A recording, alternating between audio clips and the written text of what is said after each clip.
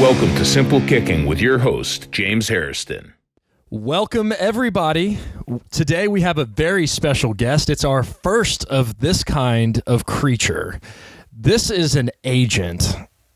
Very rare to talk with an agent, so this is really freaking cool that we have Rob Roche, who's the president of RSR Sports. He's located in the great state, the Garden State of New Jersey. He has negotiated over $65 million in NFL contracts, and that's since the last time he updated his website. And there might have been a new update since. He has a ton of awesome clients, most notably Justin Tucker. And if you don't know who Justin Tucker is, this podcast is definitely not for you. So with that, Rob, thank you so much for joining. You got it, James. I appreciate having me on. Definitely. Great to be here. Some kids grow up wanting to be firemen and police officers, doctors, athletes. What's your journey to becoming an agent? Yeah, well, I'll tell you, I knew when I was a sophomore in college that I wanted to do what I'm doing now, that I want to be an NFL agent. And, I was a football player. I played wide receiver at the College of New Jersey in Ewing, New Jersey. It's a nice little D3 school in Jersey. And knew my athletic and football career was not going to go any further than college. And so I said, well, my passion was football. I love football. It's one of the things that I've been connected with my entire life. And thought process was, hey, how can I actually stay connected with football and, live my passion and make a good living and impact people's lives? And at that time, it wasn't in vogue. It was about a little over 20 years ago. And so it wasn't as in vogue to be an agent. But that's why I said, you know what, let me go to law school. I want to go to law school, and I want to be an agent. I want to represent football players, and I want to negotiate contracts and help guys, navigate their careers in the NFL. Yeah, so I was sophomore year in college. And then we got the grades up, got to law school, and did that whole thing. Here we are today. Here you are today. You're 20 years into it. 20 years into it. It feels like it just started 2 days ago, but it's been 20 years, and I tell you, I don't feel like I ever worked a day in my life. Really? Yeah, being an agent. I'm truly passionate about it. I love it. And, you got ups and downs like any other business, any other occupation. But I wouldn't trade it for the world. I mean, yesterday at this time, I was down in Baltimore with Tucker, and we were filming some stuff that's going to come out pretty soon, which would be pretty cool. Got my son down there. We'll film some stuff. And I was in the shoot as a receiver, catching some of his balls and helping him out with some stuff he was doing out there. And I was getting paid. Right? I mean, come on. Let's go. Let's go. That's what I'm talking about. Well, look, I'm looking at you on a Zoom screen, and for the listeners out there, this guy, Rob, has a huge smile on his face. What about this job makes you so happy and joyful, it seems? Well, it's you got good clients, you work with good people, and you see the difference that you're making in their lives, and you're being successful at it. It's funny, for me at least, there's only a certain period of time where you can be competitive. Mm-hmm. Okay, so I was always into athletics growing up and stuff like that in college, and I loved it because you'd be competitive, you can compete. When you get out in the business world, you got to look at how can I compete. And one of the ways that I'm able to compete is recruiting players, signing players, and then competing to get them good contracts, competing to get them in the door. When other people say this guy shouldn't be playing in the NFL, he's not going to play in the NFL, and you actually believe in your guy, and you say, hey, no way, I believe in my dude. And next thing you know, he's playing and he's having a great career. And you were a big part of that. There's no doubt that your belief, your trust in talent and stats that have not occurred yet is the reason why these guys make it to where they are. In fact, I looked at over the last 20 years, out of the guys that have attempted the most field goals, of the top 6, only one of them was drafted. So, okay, how you get some guy that knocks on your door, hey, I'm a kicker. I mean, and you say, yes, you're a kicker. How do you go from a guy that's this rising senior to a guy that ends up getting drafted? Why do you take on certain people and you don't take on others? Yeah, it's a lot of it. I've been doing it for a while, as we said, but it's talking to the players, and it's getting to know them a little bit, getting to know what makes them tick. And when you kick a D1 at a D1 high level like that, at Division I, all the guys are really good.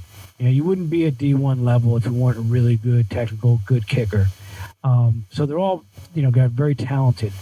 What separates the guys who are good college kickers and guys who can actually make it and succeed in the NFL is what's between the ears. And it's the mental makeup, the mental mindset. How do they approach things? What's their mindset of something? Are they afraid of failure, or they do believe you're going to make the kick? Do they have no fear, or are they all fearful? Sure. And it's those questions that, during the recruiting phase, when I'm talking to guys, I get to know them, and I get to find out what really makes them tick.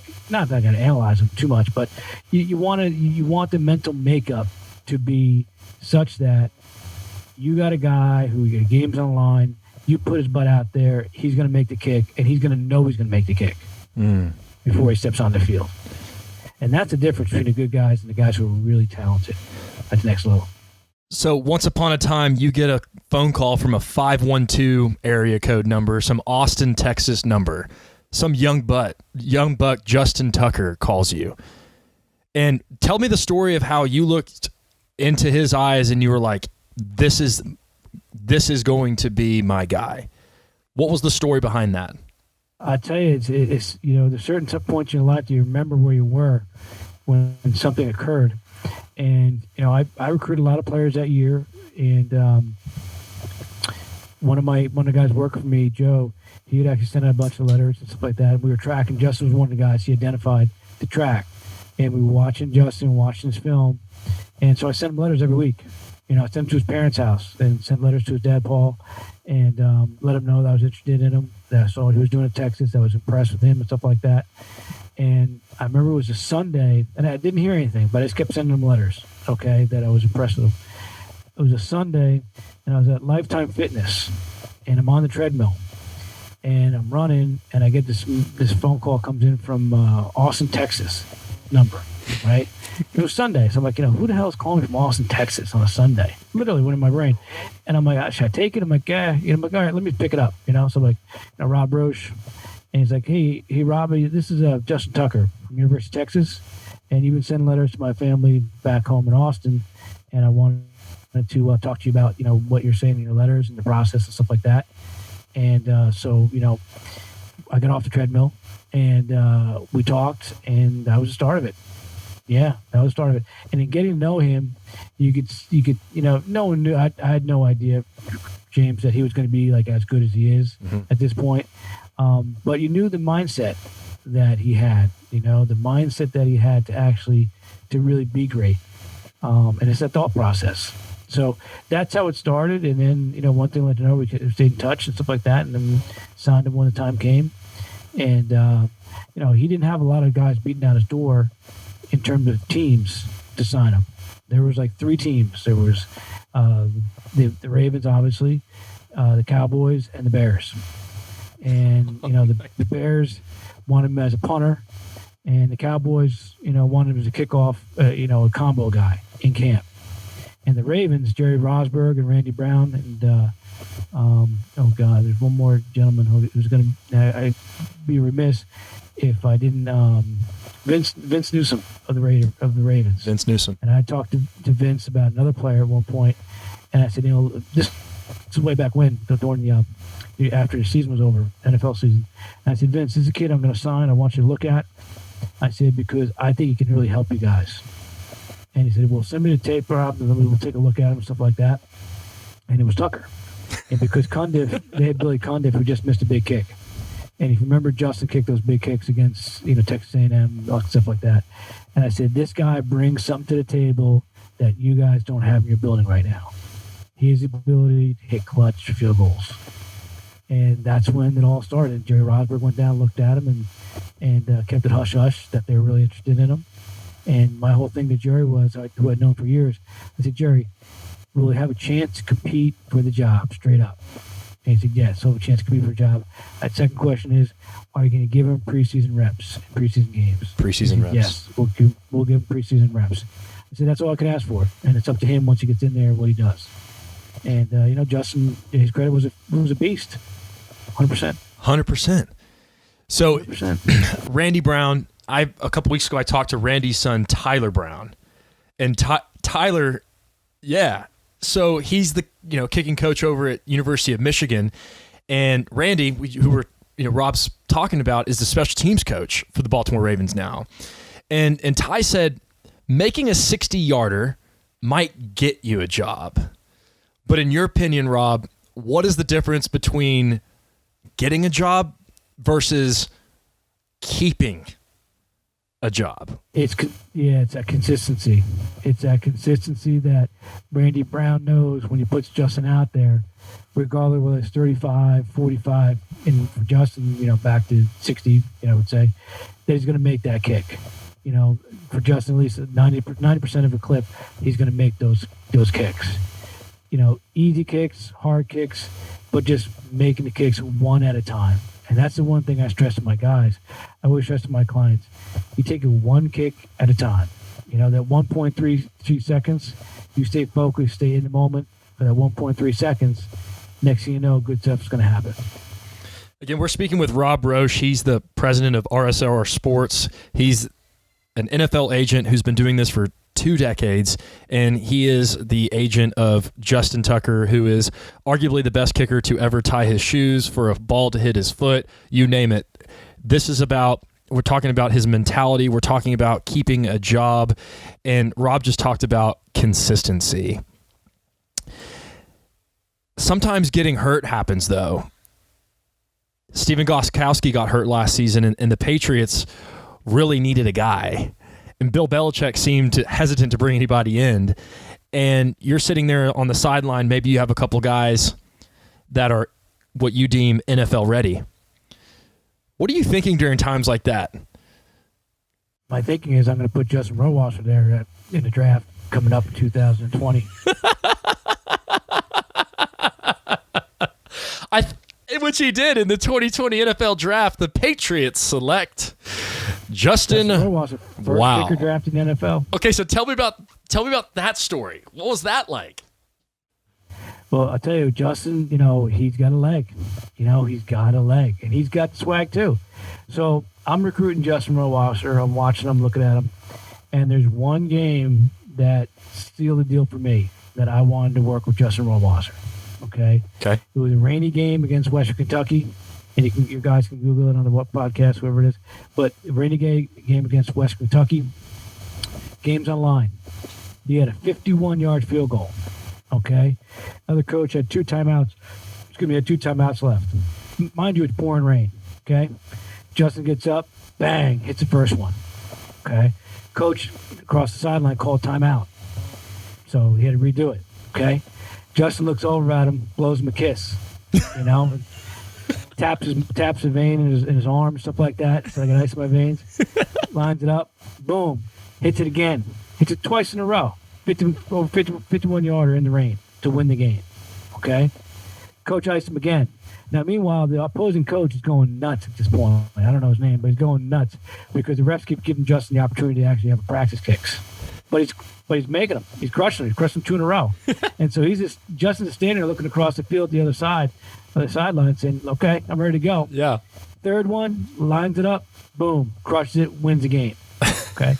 For me right there, that was the sequence that said, this is a guy that I want to work with. That's cool. Because he had the mental attitude. And you know what? He rose to the occasion and he relished being in that moment. He looked in his eyes. He wasn't scared at all. He knew in his mind, as long as he got a good hold, good operation, that ball is going to go through the uprights.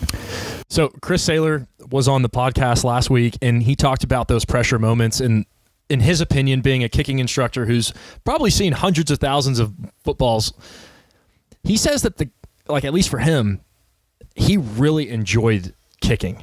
Like, do you think that your clients really enjoy those pressure moments and enjoy kicking in those moments? I think so, yeah. I mean, I think it definitely. I mean, obviously it all depends upon the guy because everybody's different. Yeah.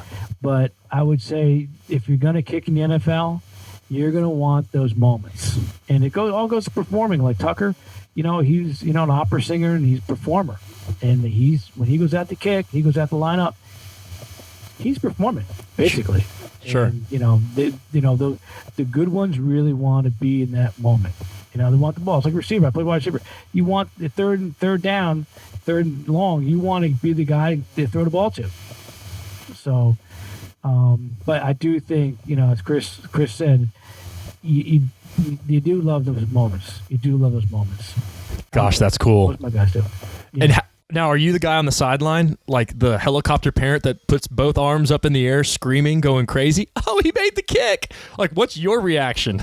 I tell you what, football at my house on Sunday is a little bit rough because, you got an offensive lineman you represent, and sometimes you can hide. They can hide a little bit if they have a bad play. You got a kicker. There's no hiding. It's either good or it's no good, and so. You got to try to remember it's a marathon. It's a marathon, not a sprint. When you're watching, the season and stuff like that. So yeah, I mean, it's a roller coaster sometimes. Sometimes it is a roller coaster, but you try to put a good karma out there for all kickers, all punters. You don't want to, put a hex on anybody because you want the good karma to come your way somewhere down the road, shall we say. Right. So on you're telling your clients, hey, just stay cool for 1.3 seconds. And you're reminding yourself to stay cool for what, 3 hours? Yeah, right. And then sometimes now you got Thursday night football games. You got Thursday night football. You got Saturday night football. And then you got Sunday, Monday. So, from Thursday night all the way to Monday evening, it could be a little rough. It could be a rough couple weeks. Yeah, it could be a rough couple weeks. But then, too, it could be really cool, too. Right. There's good moments and bad moments. So the NFL draft just passed. We're talking about one of your clients, Justin. How do you say his last name? Rohrwasser? It took me a while to actually get it down myself. Rohrwasser. Rohrwasser. Yeah, it's like the lion. Rohrwasser. Okay, like the lion. And my name's James Hairston, like the hair that's falling from my head. Hair. So the NFL draft happens. How did teams determine to actually pull the trigger on a kicker or not? I mean, there's not really a set combine criteria for kickers as there are for other positions. So what made them tick? Yeah. Well, I think it's all in terms of, what team's looking for. What each team is different. And I tell my clients and my respective recruits and guys who I'm working with each draft cycle, it only takes one to fall in love with you. Yeah. And each team's going to, each coach, each team's going to have their own things, qualities they're looking for in a kicker. Mm-hmm. But I think a lot of teams, they want a guy who's strong, who can, who's got a strong leg. That's obviously the first requirement. I think obviously the first is a strong leg. But then, it all depends what they want. I know, like, for example, New England, Justin kicked at Rhode Island. He kicked at Marshall. So he kicked in bad weather. Mm-hmm. So he's kicked in those bad weather situations where New England, you get a lot of bad weather. The Northeast up here where they play Buffalo and they play the Jets up by me. So, they want a guy who's proficient kicking in those weathers. And they also, too, they want to look and see clutch field goals. How does he perform under pressure? Does he have to perform under command? Is he going to wilt under the pressure that comes with the job? I mean, kicking football's National Football League is probably one of the most pressure-packed jobs you could have. And it's, it's magnified, as we talked about. Absolutely. Offensive lineman, you can hide a bad play. Kicker, everyone's going to see it. And it's very finite. It's black and white. To answer your question about what they're looking for, each team's looking for something different. I think they're all looking for leg strength, looking for, sometimes they're looking for bigger body guys, I think, nowadays, kicker-wise. But, it all depends what they're looking at. In terms of the Patriots and what they're looking for, they're looking for a guy kicking cold weather, mm-hmm. I think, who's been proficient and made a lot of kicks. And see, Justin Rohrwasser, he just makes field goals. He just, knock on wood, he just makes his field goals. And he did it, had a pro day at Marshall, one of the last ones before it got stuff got shut down. Mm-hmm. And, we were fortunate to have the special teams coach there from the Patriots. And Justin blew it up. I mean, he blew it up. I've been doing 20 years. He had the best pro day of any kicker I've had in the last 20 years. He had the best pro day in any kicker you've seen in 20 years. Any kicker I've seen or I've had as a client, yeah, 100%. He was he crushed all his field goals. He hit one like from 62 yards, like, halfway, up the net, stuff like that. And his kickoffs were right at the back. And he just stepped it up. He just really stepped it up. Now, did he know the New England Patriots coach was going to be there? Oh, yeah, 100%. So did he blow him a kiss and point to his veins? That. He just stayed focused and made a kick. He wasn't blowing the kisses on pro day. I can tell you that. Okay, well, there is one guy in the NFL that's blowing kisses, and that's Patrick Mahomes. So let's shift a little bit to this recent massive contract and go ahead and dust off that crystal ball. In 10 years, you and your peers will look at this massive Patrick Mahomes contract that's worth virtually $500 million. What are you guys going to think about that contract 10 years from now? Well, you got to see, this is the agent in me, you got to see how much of that 10-year contract he actually earns. Does he earn the whole 10 years of that deal? And that's how you can analyze whether or not, quote unquote, it's a good deal or a bad deal, that kind of stuff. Did he actually play out and make every dollar of that contract? Or how much did he make? I mean, it's obviously obscene a lot of money. It's a crazy amount of money. But how much did he actually really make of that deal? And where does it fit in with the deals as they come down the pike within the next 10 years? Because, you are giving up. Like, it's a great number. I think Lee Steinberg is one agent, and I'm trying to think of the other guy's name who did it for him too. All respect in the world. The Steinberg, was that who did it? Lee Steinberg. Yeah. One of the godfathers of agencies. And did a great job and got his guy paid. That's the bottom line. You want to get the deal done, get him paid. But you want to see how it holds up over the course of that time period, because he's also giving up the opportunity to get another bite at the apple. Right. And the way I always look at the contracts for myself and my guys is that you want to get as much money guaranteed as possible. You want to get as much money as possible, but you want it the shortest term as possible. Sure. Because you want to get another opportunity to get another big hit, big contract. So listen, great contract. God bless him. I'm glad that he got that deal. And, listen, let's get fully guaranteed contracts for our kickers. That's right. Right? So let's get a fully guaranteed contract for our deal. So when are specialists going to get that kind of money, right? Justin Tucker's, he got a pretty big contract this last one. I don't know if you're allowed to discuss the details of it, but when are we going to start getting some love, kickers and punters? Well, listen. My whole thing, James, is, how do you win games? You got to score the most points. Yeah. Who scores the most points? A lot of kickers score the most points. Right. So, those guys determine wins and losses. Right. And so they should be compensated for that. But funny that you asked, when we talked about being on the podcast, I looked at some of my numbers for Justin and his contract, stuff like that. And when you go back and look at Justin's deals, okay, 4 out of the last 5 years of his NFL seasons have been fully guaranteed. So in the last 5 years, he's had one season that wasn't fully guaranteed. Okay? 2016, fully guaranteed. 2017, guaranteed. 2018, not guaranteed. 2019, fully guaranteed. 2020, fully guaranteed. So, by the time his 2023 rolls around, James, he'd have made $40.6 million over the course of his career. $40.6 million. Yes. Yeah. Yep. And the cool thing is, you always want, from an agent perspective, strategy-wise, stuff like that, you want to get as much money guaranteed as possible, right? And, within the last 5 years, if you count this upcoming season, $23.3 million out of Justin's $26.25 million will have been fully guaranteed. My gosh. Let's go, James. Let's go. That is right. So, that's how you look at the deals. And plus, when you look at the deals, each deal that we done, we did a 4-year extension.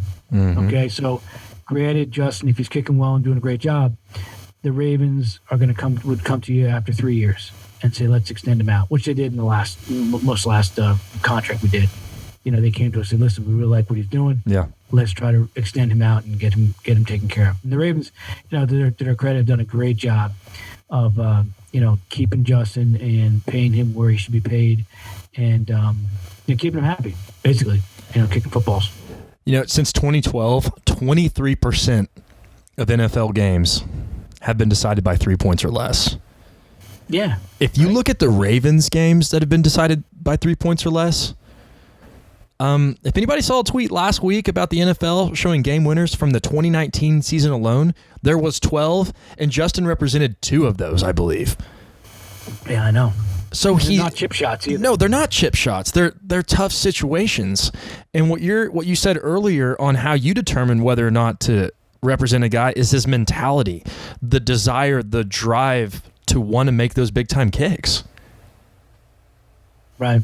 Yeah, and that's where you make the money. And that's where you get so there's a relationship between wanting to make game-winning kicks and guaranteed money on a contract. Correct. Yeah, there is a correlation. Good point. Definite correlation there. So after a game winner, Justin's probably calling Mrs. Tucker, and he's calling you. Yes. I don't know if that, probably in that order as well. Okay. So I got to call the wife, Mrs. Tucker first, and then give me a jingle. But, yeah, I mean, he's pumped. He wants to help his team win football games. And if you ever hear him speak, 2 things that always stick out to me with regards to Justin after he hits a game winner or something like that. He's cognizant of the fact that he cannot do that alone. You got to have the guys blocking up front. You got to have Morgan Cox snapping the football. You got to have Sam Cook putting the ball down, and then he's kicking it. So it's a team effort, okay? And the other thing he always talks about is that he just wants to help his team win. Whatever it takes, he wants to help his team win football games. And that's what he's getting paid for. It's a very simple mentality. Yeah.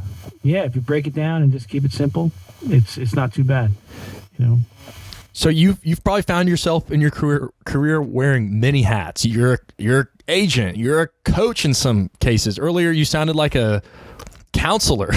You're also negotiating big contracts, so you're a financial consultant. You're also a brand and marketing expert. Like, hey, I can go negotiate outside endorsements. On your website looks like you got one with Dr. Pepper and Justin Tucker. Royal Farms. God bless Royal Farms. Royal Farms. Fresh, real hot. I mean, hey, are there any other sponsors that you're supposed to be talking about? If so, it's okay to throw them out. Royal Farms by you over there, James? Yeah. Dallas, Texas. And Royal Farms is a convenience store in the Baltimore, New Jersey area, Baltimore, New Jersey, Philadelphia, Virginia. And we do all commercials for Justin with Royal Farms. And they've been very good.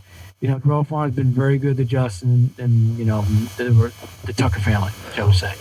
But on the flip side, you're either the hero or you're the villain, okay? And I'm not talking about any of your clients specifically, but in a situation where you have the game-winning kick and you miss it, or in the situation your client's in a slump, and that front office is going to bring in how many guys in less than 24 hours? What, probably 3 to 5?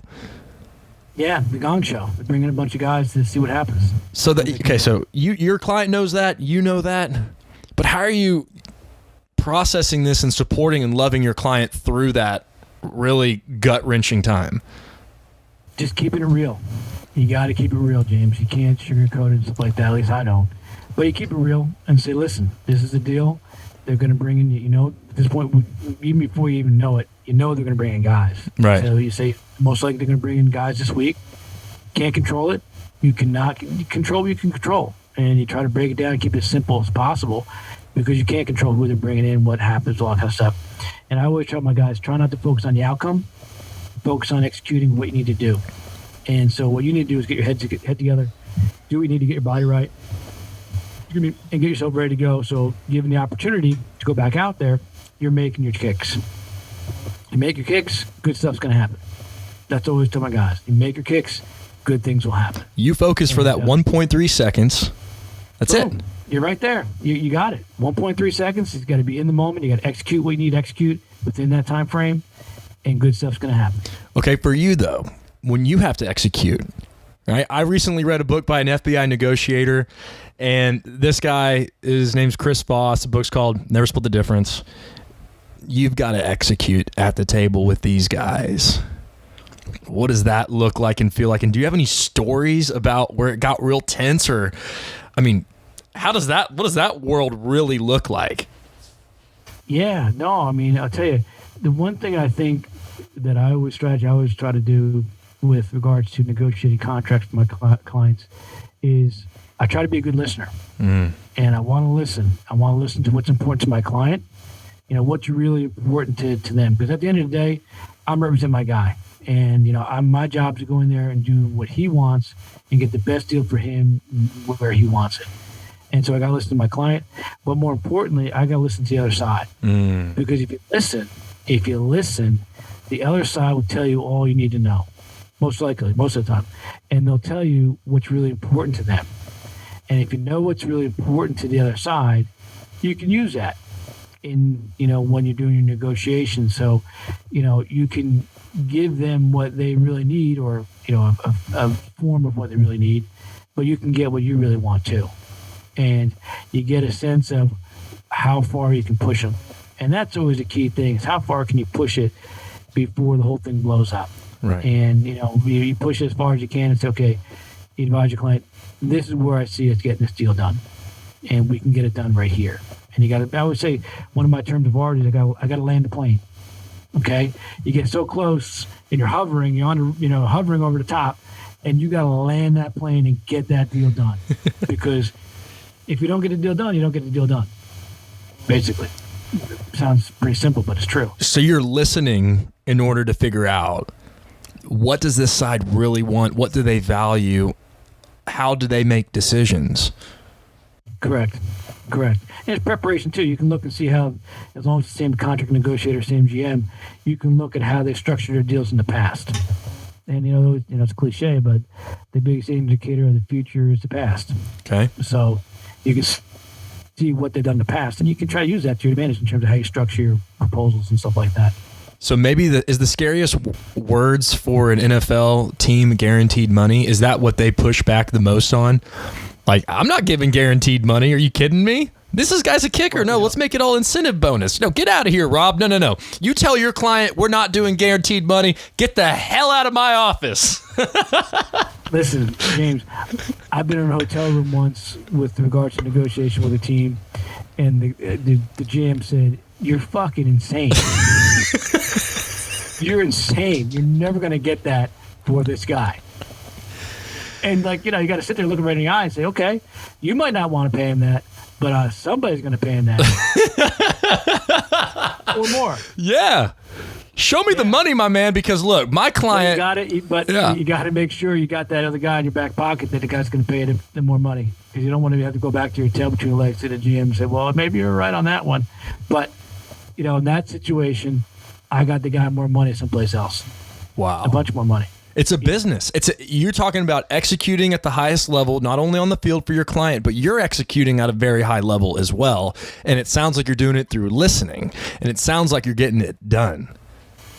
Appreciate it. And you might be insane, Rob. But most talented people are a little insane. A little bit. I mean, you represent. I saw on your website kickers, punters. You got a long snapper too. You got guys at other positions. Yep, broadcasters too. We got Jordan Kent doing pretty well. So what broadcasters did you say you represent? Jordan Kent. He works for the Portland Trail Blazers. And he also does Nintendo stuff too. He broadcasts Nintendo's games as well. That's cool. Well, if I ever need any voiceovers, I know who to call. Give me a ring. We can set you up, James. Dang, you're gonna listen. You're gonna negotiate. You're gonna be too expensive to me at the end of that. You know what? If you got potential, I'll grow with you. You never know. The listener should see the smile on Rob's face. I mean, he is a warrior. He knows exactly what he's going at.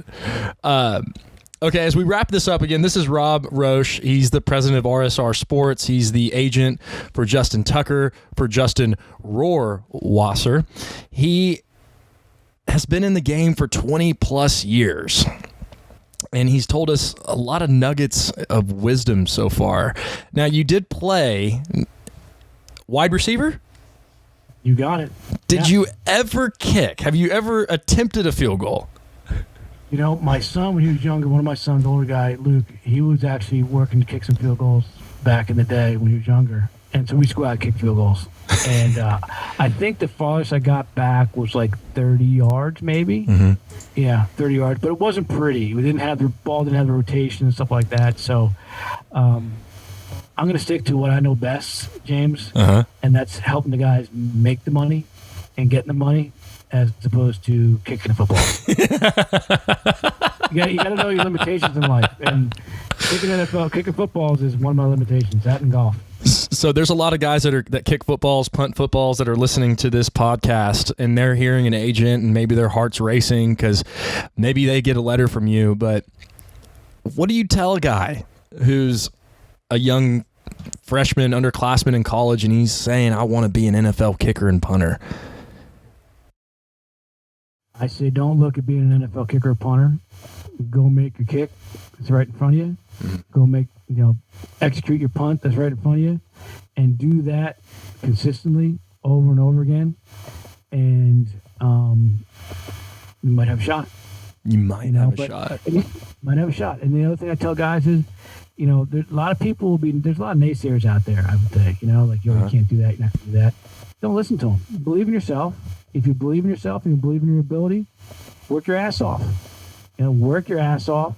Take your one kick at a time, one punt at a time, and just go execute and do well. If you make your kicks, if you punt well, you're going to get an opportunity if you actually are consistent about it and you work your ass off and have fun. I tell the guys I'm recruiting, go have a blast. Very few people get an opportunity to play collegiate athletics. Very, very, very few people get an opportunity to play at the D1 highest level. So go out there and enjoy those moments. Sounds like a coach. You sound like a I said coach, agent, financial consultant, brand market. You kind of sound like a dad. That's real. Like you said, I keep it real. Yeah, 100%. Yeah. Well, I am a dad. I got 2 boys. So yeah. See, when it comes down to kicking, Rob, it sounds like mentality is the most important part to you. It is. We got number one. It's like SATs. To get in the door, you got to have the leg strength. So you got to have leg strength. If you got the leg strength, and then you got the mental makeup, you got something to work with. Very few people have the ability to bang the ball like some guys do. And if you can do that and have the mental makeup and be consistent, then we're talking. And it doesn't matter if you went to Rensselaer Polytechnic. It doesn't matter if you went to South Dakota State. Right. Or Marshall University. Yeah, not that Marshall's bad, but it's not a big D1 school. Right, and you got young high school kids who are posting videos of them kicking 65-yarders. Right. Wanting full scholarship to the big D1 schools. Yeah, it doesn't matter where, I had someone in high school tell me this once, for colleges and stuff like that, whenever it's going to schools and stuff. He says, not no matter where you go, it's what you do when you get there. It's what you do when you get there. It's what you do when you get there. So if you're kicking it, where Marist, I think the one kid, Jason Myers, went to Marist. Marist? I believe. Yeah, if you're at Marist College, make your kicks at Marist College. And if you make your kicks, you put the ball kickoffs in the back of the end zone, they're going to find you. I'll find you.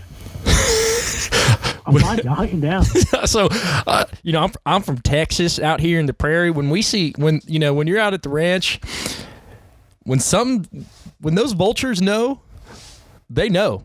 It doesn't matter where the wind is blowing; they'll find it. So, Rob, you're telling me you will find that kicker or punter. You got it. No doubt about it. You've been doing it for 20 years. Yeah, it's like you could probably attest to this too, James. You close your eyes, you just listen, and you hear that thud. There's a difference between a guy who can really kick the ball and you hear that thud when the ball comes off his foot. Man, some guy just making kicks. No, there's no doubt. It sound some of these guys sound like it's literally like a bomb went off. Like it really does sound that with that kind of thud. Yeah. But I tell you what, I do think that kickers are starting to get the respect that they deserve, and I think they should, and I think we're only just begun. We've only just begun. And that's the sound of an agent that you might want to potentially represent you. This is the sound of a cool, calm negotiator who can get guaranteed money. This is also the sound of a voice that will calm you on the highest of highs and the lowest of lows. You got it, 100%. Rob, I did a terrible job with my Google searching on you. It seems like agents out here want to really keep down quiet who their clients really are. And so with the limited resource and the limited research that I've had, I may have fallen short on some of the questions I could have asked you. Is there any stories or anything that's hidden deep down that you'd like to share? Or if there's not, that's fine too. James, I think you extracted all the great stories that I may have inside, that I may have experienced in the last 20 years. Because you've done an awesome job in this podcast of bringing them alive. Well, if you're feeling a little underwhelmed in the kicking and punting world, remember it's a very boring thing at the end of the day. It's a ball going through a field goal post, and negotiating contracts from somebody who's got that cool, calm demeanor also can sound boring, but at the end of the day, it's very expensive for front office management in the NFL. And it sounds like Rob wants to keep it that way. Looks, it sounds that way, correct? Rob Roche, everybody, thank you so much for joining. Our very first agent interview is now complete, and it might not be our last one. Looking forward to maybe having you on down the road. Hey, anytime, James. It's been a pleasure, and good time. Yeah. Well, thank you so much, Rob. You got it, James. If you enjoyed the content, join the community by subscribing to the Simple Kicking channel below, or drop a like and maybe a comment. It would be really cool to hear from you. Also, you'll find Simple Kicking on Facebook, Instagram, Twitter, and yes, even TikTok.